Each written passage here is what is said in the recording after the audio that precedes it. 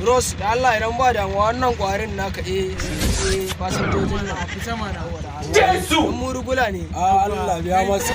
Allah dan annabi biya mana ku je waje. Yawa boy su fice. Kawai ko ka ga mai gida bari ya wuce waje. Ai abin da nake nuna ma kai hakuri. To shikenan. Kuɗi za mu biya ka. Kuɗi ba za mu biya ka ba. Zan yi da shi kuma ya Mu ba biyan ka zami ba. To ka dai hakuri da nesa ba ka kira mu ba. Ba shiga zami ba. A dawon wai muna son mu san daga nan zuwa ka buga nawa ake biya. Ai ba shiga zami ba. Wallahi ba shiga zami ba wallahi. kai kuma da kuke gani na fa.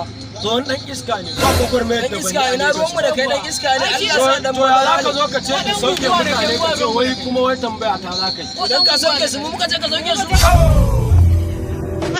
Kai ka ce in sauke su. To dawon ba dai hawa za mu so muke mu san kudin watan nawa ne. Wallahi zan bubbuga ma karfa. Ka fasa muka karfa. Ka fasa. Da wake ne. Bros, a me za ki aka bros? Allah bros. Wallahi yan bubbuga ma karfan nan. Ina kudin nukan nan da markata aike mu. Na kashe su. Na siyo kuli da su. Da nan ba barka ya ku. Na buga Wallahi sai ka ban kuɗi. Na Allah ga mu. Su 13 na ɗauko kuma 200 za ka ba. Ka sani akwai wayar da nan tana ta bani ta cin kamar da caji mu bashi Ba kawai. shi. Ban yadda da iya wayan nan ce a jikin ku ba. Diye na caje ku. Mu gane ya abin da yake jikin mu. To ni ban yadda ba kai. Amma dan Allah ya Wallahi yi kai kai da da mana mana kai. dan manzon Allah ka ya Zan bubbu. Da mana. girman Allah ka ya ku. Wallahi iya abin da yake a bubbuga cikin ma mu. karfan nan.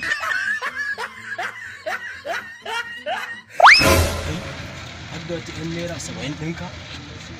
Ne kai kare. Ganye ba zan sha bros. Ganye za ka sha.